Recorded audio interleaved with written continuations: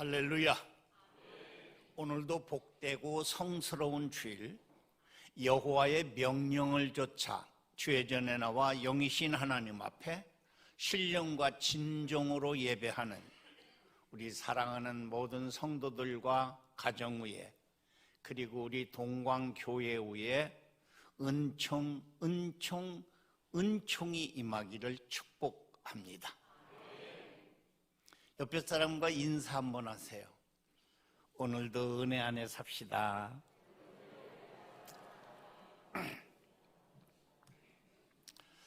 지난 목요일 날 갑자기 담임 목사님이 전화가 오셨어요.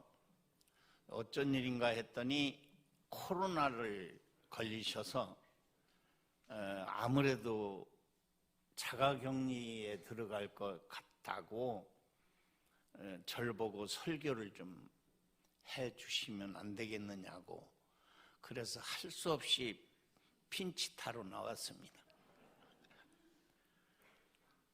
더군다나 오늘은 장애인 주일이기도 한데 어떤 말씀을 증거할까 고민하다가 오늘 본문을 택해서 예수님이 말씀하신 가서 너도 이와 같이 하라 라는 이 말씀을 가지고 함께 은혜를 나누고자 합니다.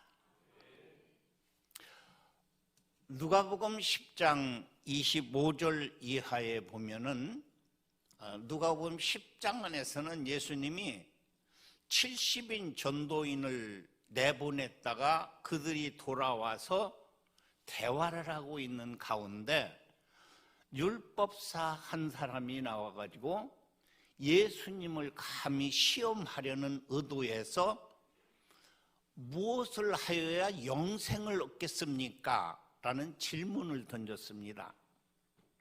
그때 예수님이 말씀하시기를 당신은 율법 교사인데 율법에는 뭐라고 말할 수 있습니까? 그러니까 율법사가 똑 떨어진 말씀을 했어요. 그것은 내 마음을 다하고 목숨을 다하고 힘을 다하고 뜻을 다하여 주 너희 하나님을 사랑하라는 것이고, 또한 내 이웃을 내 몸과 같이 사랑하라 하는 것이라고 생각합니다. 그러니까 예수님이 옳습니다. 가서 그대로 사세요. 그러니까 이 율법사가 내가 위로 하나님을 사랑하는 것은 이해가 가는데 이웃을 사랑하라고 하는데 그 이웃에 대한 정의가 안 서는 거예요. 그래서 그러면 내가 내 몸같이 사랑해야 될 이웃의 범위가 어딥니까? 그러니까 예수님이 하신 이야기가 소위 선한 사마리아 사람 이야기입니다. 예수님이 얘기를 해줘요.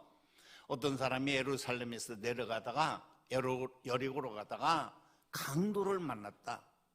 그런데 거의 다 죽게 됐어. 있는 거 다 뺏기고. 그때 마침 제사장이 지나가는데 보니까 강도 만나서 한 사람이 죽어가는데 저 사람을 손을 대다가는 나도 당하겠다라고 싶었는지 그냥 지나쳤어. 그리고 레위 사람은 누구냐면 소위 종교인이죠. 제사장들은 레위 지파에서만 나올 수 있어요. 그래서 성전에서 일을 하면서 봉급, 우리말로는 봉급을 받아먹고 사는 사람들이에요. 근데 레위 사람이 지나가다 보니까 저 사람이 강도 만났는데 아이고 겁이 나구나. 그리고 도망가 버렸어요. 근데 이스라엘 사람들이 상종도 않는, 소위 오늘 이 율법사도 사마리아 사람이 이렇게 자비를 베풀었는데도 누가 이 강도 만난 사람의 이웃이겠냐 예수님 물으니까 사마리아 사람이라는 말을 안 해요. 사마리아 사람이라는 건 아주 유대인들, 예수님 당시의 유대인들에게는 정말 상종하지 못할 사람들, 그런 관계였는데 그 사마리아 사람은 지나가다가 가서 보고 자기가 있는 모든 것을 다 들여 치료해주고 그 사람을 자기가 타던 나귀에다 싣고 주막까지 내려와서 돌보다가 그 다음날 그 여관 주인에게 2데나리온, 1데나리온은 그 당시 하루 노동자의 일당이었어요. 그러니까 오늘날로 말하면 노동자가 요새는 급료가 상당히 높아져서 한 2, 30만 원씩 하더라고요. 그러니까 우리 지금으로 말하면 한 50만 원 돈을 주고 이 사람 좀 잘 돌봐주라고. 만약에 돈이 더 들어간다면 내가 돌아오다가 당신한테 이걸 갚아주겠노라고 하고 떠났습니다. 그러면서 이야기를 예수님이 그 율법사에게 해주면서 당신은 그 강도 맞는 사람의 이웃이 누구라고 생각합니까? 그러니까 그때 율법사가 이렇게 말합니다. 자비를 베푼 사람입니다. 그러니까 오늘 본문이에요. 가서 당신도 이와 같이 하세요. 아멘? 한번 제목을 다시 한번 가서 너도 이와 같이 하라. 한번 해봅시다. 시작.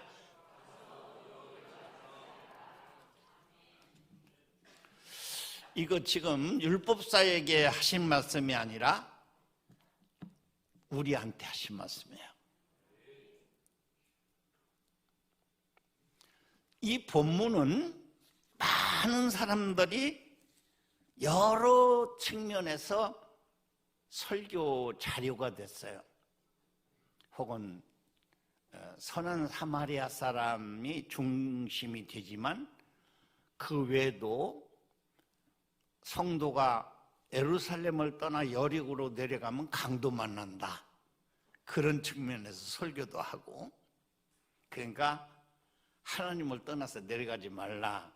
그런 설교도 나오고, 때로는 제사장 중심으로, 때로는 강도 중심으로, 그리고 심지어는 이것을 역사적인 측면에서 이 제사장은 석가모니, 하나님이 이 세상 강도 만난, 죄로 말미암아 강도 만난 사람을 구원하러 석가모니도 보냈는데 지나쳐버렸고, 공자도 보냈는데 지나쳐버렸고, 여기 선한 사마리아 사람은 예수님이다. 예수님이 오셔서 이 인류가 강도를 만나서 다 죽어가는데 구원하러 오신 분이 예수님이다. 이런 설교도 하신 분들도 있었어요. 저는 오늘 우리 같이 장애인 주일회를 마쳐서 우리 이웃이 누구인가? 여기에 대한 정의를 예수님의 말씀 속에서 찾아보고 더 나가서 한 말씀, 가서 너도 이와 같이 하라 하신 그 교훈의 말씀을 우리가 마음에 담고 돌아가면서 하나님께 영광 돌리는 영생의 소유자들이 다 되시기를 축복합니다. 그러면 오늘 본문에서 예수님이 주로 하실 말씀, 첫 번째로 생각할 건 내가 하라는 거예요. 아멘. 정말 중요해요. 여기서 말한 그 율법사, 너가 누굽니까? 감히 예수님을 시험하러 왔던 너. 더 나가서 영생을 추구하는 너. 내가 무엇을 하여 영생을 얻겠습니까? 라고 말하던 너, 내가 그 강도 만난 사람들을 내가 이웃으로서 선을 행하라. 더 나아가 율법을 정통으로 연구한 너, 율법 말씀을 얼마나 정확하게 했느냐면 이 말씀은 예수님도 그랬어요. 가장 큰 계명이 뭐냐라고 할 때 예수님이 말씀하시는 것은 똑같이 마음을 다하고 목숨을 다하고 뜻을 다하고 힘을 다하여 주 너희 하나님을 사랑하라 하고, 둘째는 이와 같으니 내 이웃을 내 몸과 같이 사랑하라. 이것이 율법이요 선지자의 대강령이다. 이 말은 구약 성경 통틀어서 율법은 창세기, 출애굽기, 레위기, 민수기, 신명기, 모세 5경을 가리키는데 5경이 모두 말해서 하나님 사랑, 이웃 사랑을 강조했고, 선지서들 모든 선지자들이 지금까지 와서 하나님의 말씀을 선포했지만 요약하면 위로 하나님 사랑하고 이웃을 내 몸과 같이 사랑하라 하는 것이다. 이것이 예수님이 내린 결론이에요. 여러분, 성경 다 읽기 힘들죠? 다 읽어서 뭐 괜찮습니까? 그러면 복잡하게 생각하지 마세요. 성경을 요약한, 율법을 요약한 게 십계명이고, 십계명을 요약하면은 하나님 사랑, 이웃 사랑입니다. 근데 예수님이 이걸 이루어 놓으셨어요. 그 이루신 것이 십자가입니다.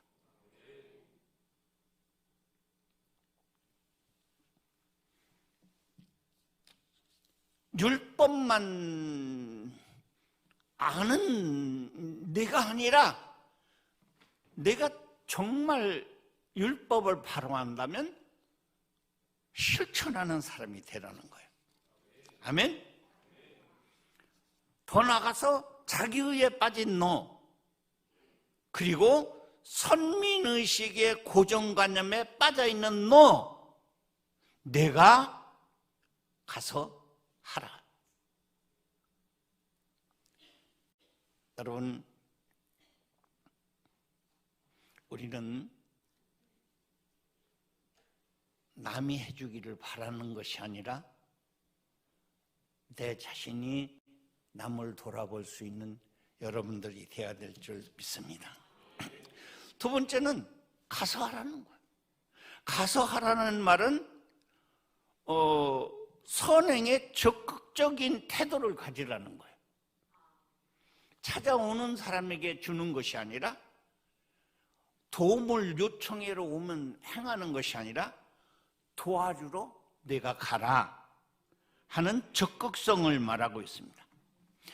우리는 때때로 남을 도울 때가 있습니다마는 그 도움의 배경을 보면 체면, 때로는 억지, 때로는 어쩌다가 상황에 따라 할 수 없이 이렇게 하는 경우가 종종 있어요. 여러분들은 남을 도울 때 어떤 입장에서 남을 돕고 있습니까? 정말 내가 능동적이 아니라 수동적으로 내 스스로가 가서 도와줄 수 있는 여러분들이 되어야 될 줄 믿습니다. 세 번째는 이와 같이라는 말이에요. 이와 같이. 이와 같이라는 말은 사마리아 사람 같은 같이라는 말인데, 이 본문에 보면 이렇게 돼서 가서 보고 불쌍히 여겨 가까이 가서 자기 기름과 포도주를 부어서 소독해서 씻어주고, 그리고 싸매주고, 자기 나귀에다 싣고 주막 집에까지 가서, 그리고 끝까지 돌아보는 삶을 말합니다. 이와 같이라는 말 속에는 사마리아 사람 같이라는 말이 들어있는데 본문에 보니까 그렇게 했어요. 그래서 정말 우리가 적극성을 띠고 가서 친히 케어를 해주는 그런 선행이 돼야 될 줄 믿습니다. 더 나가서 하라는 것. 이 하라는 말은 실천적 요구를 말해요. 다 알고는 있어요. 남을 좀 도와줘야 돼라는. 근데 특히 예수 믿는 사람들은 이런 선한 부담감을 다 가지고 살아요. 그런데 실천하는 것은 그리 쉬운 게 아니에요. 근데 예수님이 요구하는 건 실천하라는 거예요. 아멘. 야고보 선생님은 야고보서 4장 17절에서 그랬어요. 그러므로 사람이 선을 행할 줄 알고도 행하지 아니하면 그게 죄다. 아셨어요?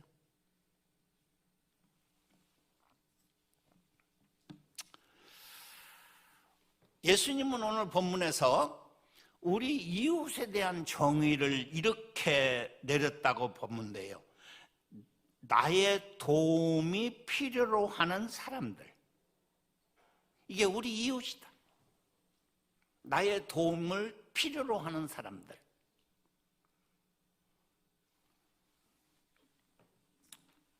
강도 만난 사람들이 누구겠습니까? 우리가 살다 보면은 진짜 강도는 아니어도 갑자기 어려운 일을 만나 우리가 도와주지 않으면 스스로 일어날 수 없는 이런 난처한 일을 당한 사람들이 많이 있어요. 예를 들면 이번에도 강릉에 산불이 났어요. 그 산불이 나가지고 집을 다 잃고 자기 사업장을 다 잃고 지금도 그 텐트 속에서 살아가는 우리 동족들이 계시더라고요. 이게 강도 만난 사람 아닙니까? 여러분들 그분들에 대해서 어떻게 생각해요? 더 나가서 우크라이나 같은 지금 전쟁으로 인해서 삶을 강도 만난 사람들이 우리 사는 이 지구상에도 얼마든지 있고요.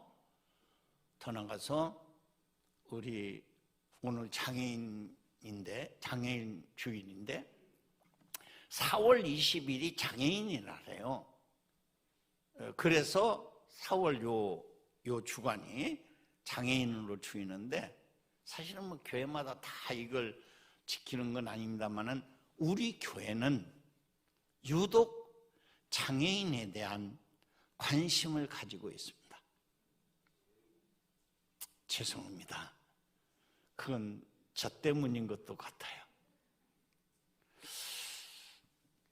아시는 분이 다 계겠지만 제가 동광교회를 시작하는 그 해에 난 딸이 루라고 그 딸이 태어나기를 자폐아로 태어났어요.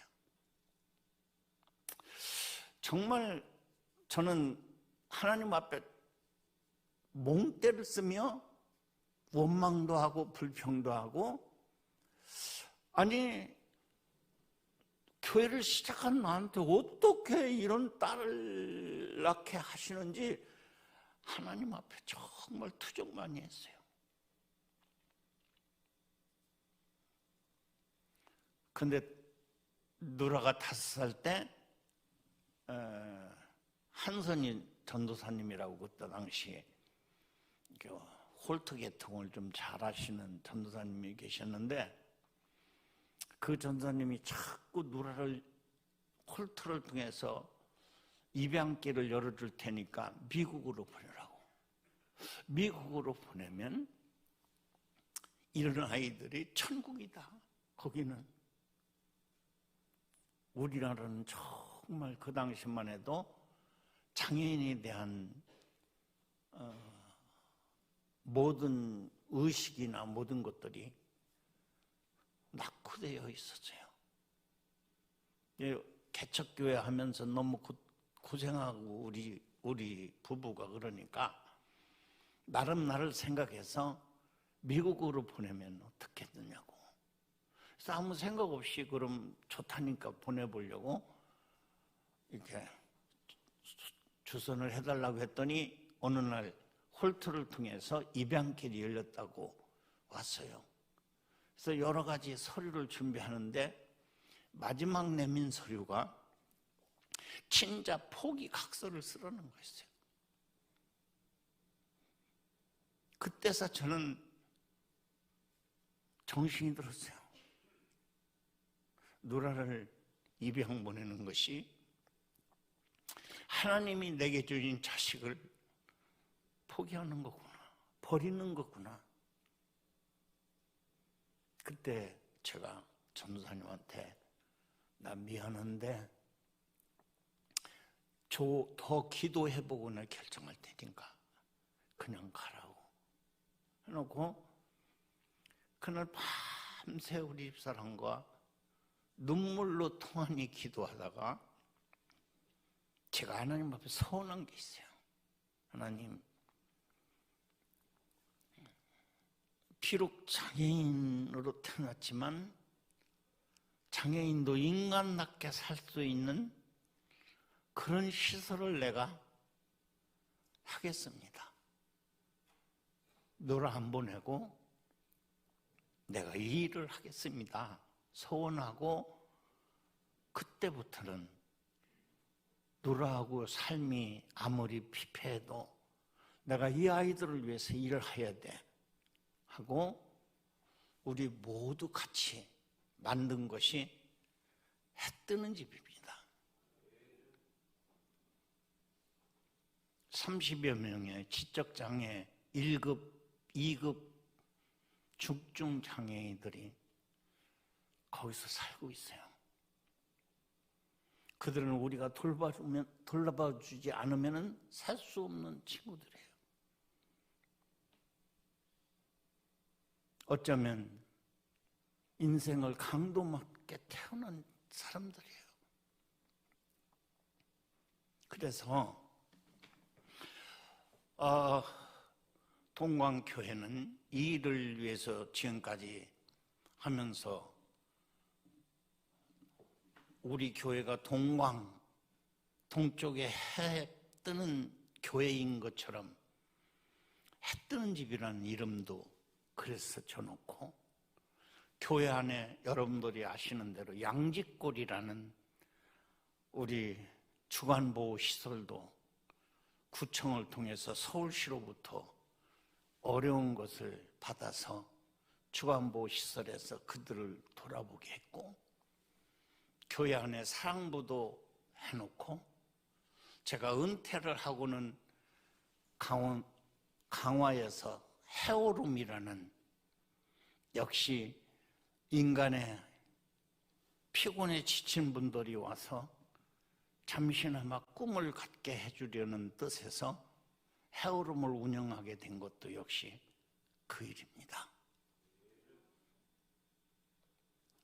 결국에 뒤돌아보면 이 모든 것은 하나님이 누라를 통해서 역사하신 일들이었습니다. 저는 분명코 여러분들에게 말씀드리고 싶어요. 자신 있게 말하는 건 우리 동광교회는 했던 집을 통해서 영육간에 복을 받게 되었다. 제가 동광교회를 이렇게 심무하고 이 교회를 이만큼 키워준 것도 누라 때문이다라고 저는 생각하고 저 많은 일들을 하게 하신 것도 누라 때문에 하나님이 역사하신 것이라고 말씀드립니다.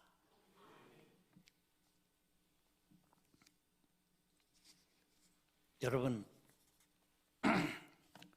예수님이 이 땅에 오셔서 중점적으로 하신 일이 뭘까요?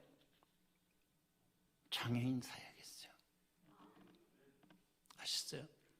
이 마태복음 11장에 보면은 세례요한 제자들이 찾아와서 오실 그이가 당신입니까? 라고 질문을 합니다. 이 오실 그이는 메시아가 오신다고 했는데 정말 그 메시아가 당신이냐는 직접적인 물음이었어요. 그때 예수님이 이렇게 말해요. 예수께서 대답하여 이르시되 너희가 가서 듣고 보는 것을 또 요한에게 알리되 맹인이 보며 못 걷는 자가 걸으며 나환 자가 깨끗함을 받으며 못 듣는 자가 들으며 죽은 자가 살아나며 가난한 자에게 복음이 전파된다고 가서 얘기해 줘라.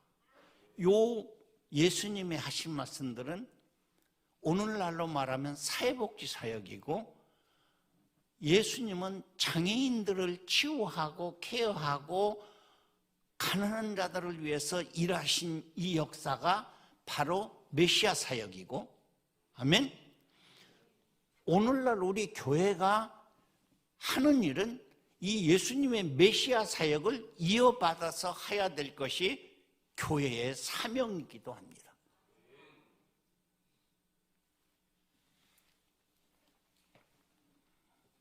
아울러 예수님은 누가복음 14장에서는 어느 바리새인이 예수님을 초청해요. 안식일날. 그런데 이게 고의성을 가지고 초청을 했어요. 예수님을 어떻게든지 책을 좀 잡아보자. 그런데 이 책을 잡으려는 의도 속에 고창병 들린, 다시 말하면 장애인을 데려다 놓고 오늘 안식일인데 예수가 이 안식일날 장애인을 어떻게 하는지 한번 보자. 그런데 예수님이 딱 보니까 장애인이 앉아있어요. 예수님이 이런 얘기를 하죠. 안식일날 당신네들 소가 구렁이에 빠졌으면 건져내야 돼야 안 건져내냐? 말을 못해요. 그러니까 예수님이 그 고창병자를 고쳐줘요. 너네는 안식일날 소가 구렁이에 빠지면 건져주면서 안식일이라고 이 장애인을 그대로 두면 되겠느냐 하는 예수님의 말씀이요.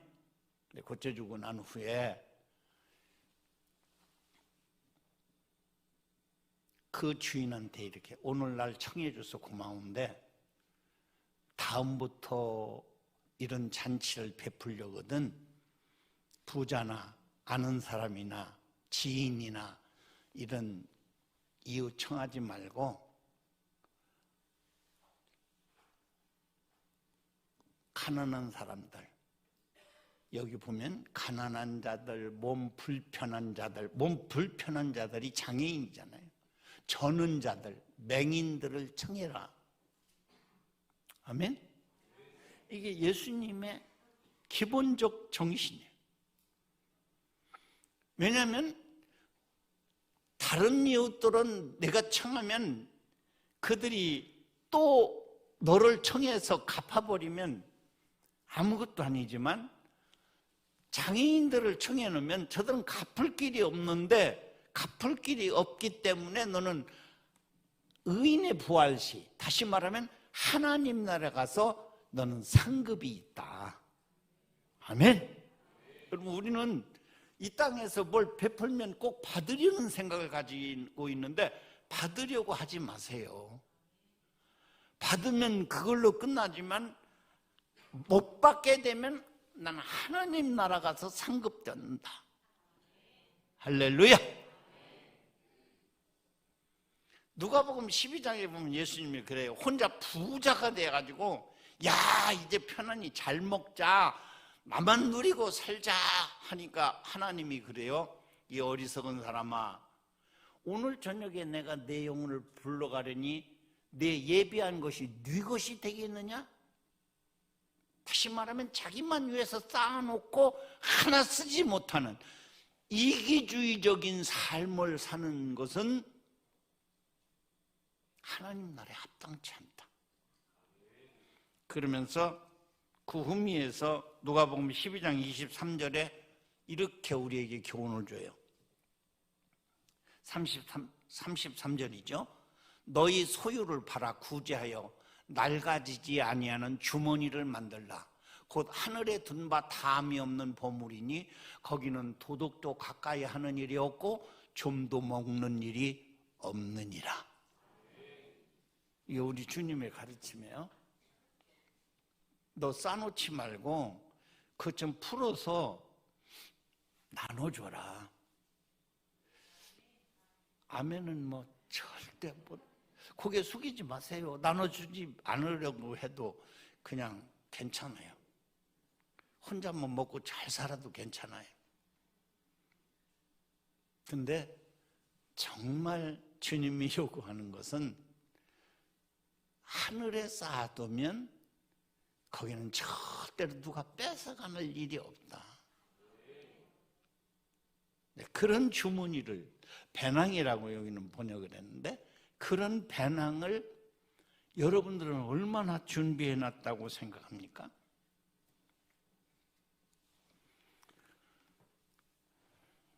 말씀을 마칠게요.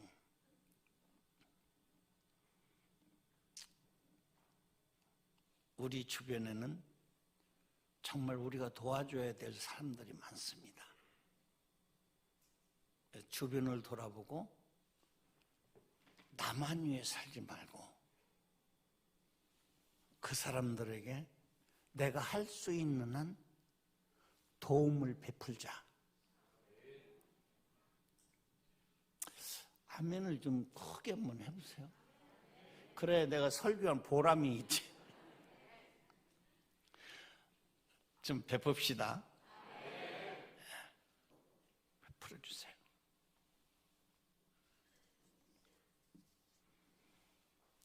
결론을 말씀드리면 이겁니다. 어려운 이웃을 사랑하며 베푸는 삶이 하나님 나라 상급을 받을 삶이며 영생을 추구하는 삶이다.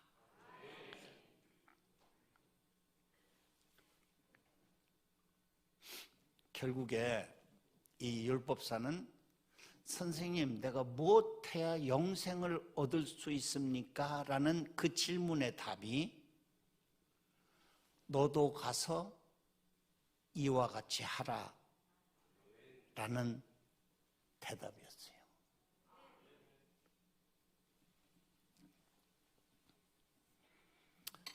제가 다니는 초등학교 시절에는 도덕 교과서에 파 한 뿌리라는 이야기가 실려 있었어요. 나도 보니까 왜 단테가 쓴 신곡에 나오는 그런 이야기더라고요. 어떤 사람이 연옥에 떨어졌어. 천주교에서 얘기하는 거예요. 연옥이라는 건. 근데 연옥에서 막 이제 하늘나라 가고 싶어서 막 천사들한테 사정을 하니까 너 세상에서 한 일을 좀 한번 찾아보자. 그랬더니 세상에 베푼 것이 하나도 없고 어느 날 파 농사를 짓고 파를 뽑고 있는데 거지가 지나가다가 배고프다고 하니까 파 한 뿌리 준 것이 기록에 남아있어. 파 한 뿌리 준 게 기록이 남아있어서 너는 그래 평생에 살면서 남에게 파 한 뿌리를 줬구나. 그러더니 천사가 그러면 이 팥뿌리를 내가 잡고 올라와라. 그리고 천사가 이렇게 파를 뿌는데 팥뿌리를 잡고 이제 연옥에서 이제 천국으로 올라갑니다.